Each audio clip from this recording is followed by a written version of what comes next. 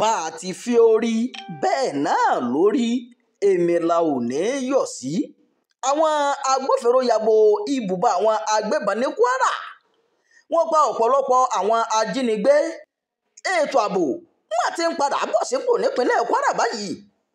Bí àpapọ̀ àwọn ọmọ ogun ilẹ̀ wa ṣe kọlu ọ̀pọ̀ ibùba àwọn agbébọn nípínlẹ̀ náà. Gẹ́gẹ́ bí àtẹ̀jáde tí agbẹnusọ àgbà fẹ́tọ̀ ìròyìn fún gómìnà ìpínlẹ̀ Kwara Rafiu Àjàkáyé fi léde, ọ̀pọ̀ ẹ̀mí àwọn ọ̀daràn yìí ló lọ lórí ìkọlù náà o. Àjàkáyé sọ pé ẹnikẹ́ni kò tí ì lè sọ bóyá àwọn ikọ̀ ológun ìjọba pàdánù ẹ̀mí wọn nínú ìkọlù náà tàbí bẹ́ẹ̀ kọ́. Tẹ́ ò bá gbàgbé, lọ́jọ́ àìkú ni àwọn afurasí agbébọn ya wọ ìlú Òkè-Ọdẹ níjọba ìbílẹ̀ Ìfẹ́lódùn. Wọ́n sì pa ènìyàn 14 tó fi mọ́ baálẹ̀ agbègbè kan.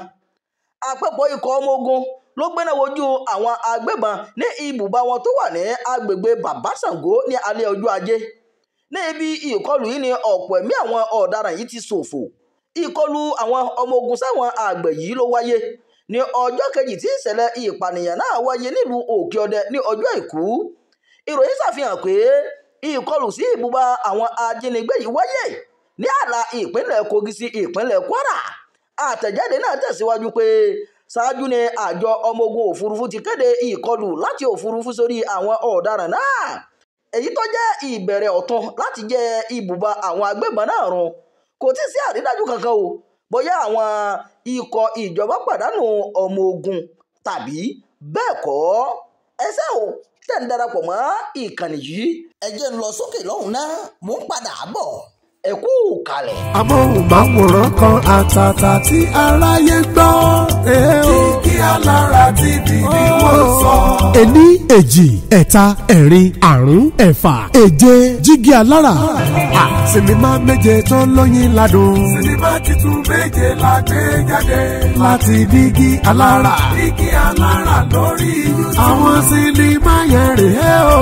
Ìlú ni àkọ́kọ́. Òkúta péré lẹ́lẹ́kejì. Àjẹ́ tó pọ̀ máa wo lẹ́lẹ́kẹta. Òpin ọ̀rọ̀ lẹ́lẹ́kẹrin. Ọba làkọ́lé ìkarùn-ún. Àfojúdi lẹ́lẹ́kẹfà. Àjíkẹ́ ẹlẹ́kọ̀ọ́ ní keje o. Jígí Alára ti gbé jáde Kàṣàgbà o. Lórí YouTube ẹ ó ti wọ́.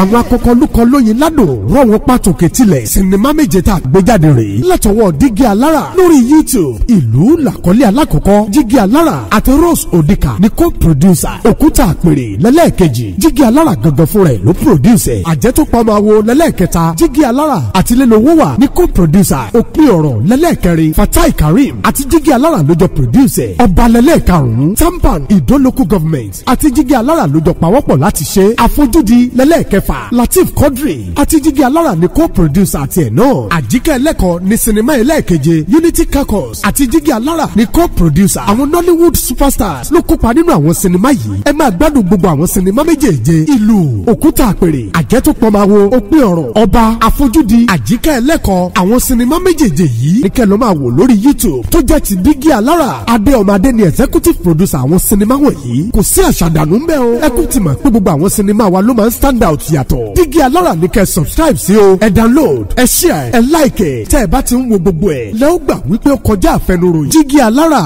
ni bàbá gbogbo wọn. Jígí Alára ti gbé jáde Kàṣàgbà o. Lórí YouTube ẹ ó ti wọ́. Ẹ káàbọ̀ padà, ẹ ṣeun tẹ́ ẹ dúró tán tẹ́ ẹ gàtà. Mo kẹ́kọ̀ọ́ jáde mi kò rí sẹ́ẹ̀ ni mo ṣe ń darí ọkọ̀ lójú pópó lọ́fẹ̀ẹ́. Kódà lọ́jọ́ táwọn òbí mi rí mi lójú pópó inú wọn bàjẹ́ púpọ̀ o. Yorùbá ní orí ló mọ iṣẹ́ àṣelà fún olúkúlùkù nínú ìrìnàjò ìgbésí ayé tó sì jẹ́ pé gbogbo ẹni tó bá wà ní òkè àgbà lónìí ni ó jẹ́ pé ó ti bẹ̀rẹ̀ láti ibi kékeré. Iṣẹ́ adarí ọkọ̀ lójú pópó jẹ́ ohun tí Ọpẹ́yẹmí Táíwò nífẹ̀ẹ́ sí púpọ̀ tó sì ṣe iṣẹ́ yìí láì náni owó ṣùgbọ́n nítorí ìfẹ́ ọkàn rẹ̀ ni. Táíwò nígbà tó ń bá iléeṣẹ́ ìròyìn sọ̀rọ̀ ó ṣàlàyé pé lọ́fẹ̀ẹ́ ni òun darí ọkọ̀ tẹ́lẹ̀ kí gómìnà àná nípínlẹ̀ Kwara Abdulfatah Ahmed tó gbà síṣẹ́ lábẹ́ ìjọba ìpínlẹ̀ náà o. Ó tẹnumọ́ pé ìbànújẹ́ ọkàn ló jẹ́ fún àwọn òbí òun nígbà tí wọ́n rí òun níbi tí òun ti ń darí ọkọ̀ lójú pópó. mo lọ ní agbègbè Maraba nílùú Ìlọrin mo rí i pé súnkẹrẹ fàkẹrẹ ọkọ̀ wà ńbẹ̀ mo ní láti bọ́ sílẹ̀ tí mo sì bẹ̀rẹ̀ sí ní darí ọkọ̀. Táíwò ní nǹkan tí òun lè sọ ni pé iṣẹ́ máa ń wo òun ṣe púpọ̀ nítorí pé òun máa fẹ́ ran àwọn èèyàn lọ́wọ́ ni. Ìgbà tí mo parí ilé ẹ̀kọ́ tí mi ò ríṣẹ́ ni mo bẹ̀rẹ̀ iṣẹ́ ipe kí n kúkú máa darí ọkọ̀ lójú pópó. Táíwò tẹ̀síwájú nínú àlàyé rẹ̀ pé láti ọdún 2010 iṣẹ́ ọ̀fẹ́ ni òun ń ṣe o tí kò sì sí ẹnì kankan tó ń san owó oṣù fún òun. Ó ní àwọn èèyàn kọ̀ọ̀kan tí wọ́n bá gbọ́dọ̀ lórí tí mò ń ṣe iṣẹ́ yìí tí wọ́n bá ní ènìyàn bàjẹ́ o ni wọ́n máa fún òun ní owó kékeré ṣùgbọ́n wọ́n padà ṣe àdúrà fún mi ni mo ṣe tẹ̀síwájú láti máa ṣe iṣẹ́ yẹn lọ.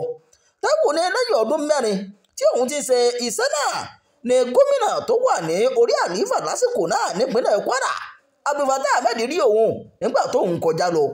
Ó ní gómìnà fúnra rẹ̀ ló ní kí wọ́n lọ pe òun wá tí gómìnà sì ní òun ti máa rí gbogbo akitiyan òun pé kóun sì lọ bẹ̀rẹ̀ iṣẹ́ pẹ̀lú iléeṣẹ́ ìjọba Kwatma.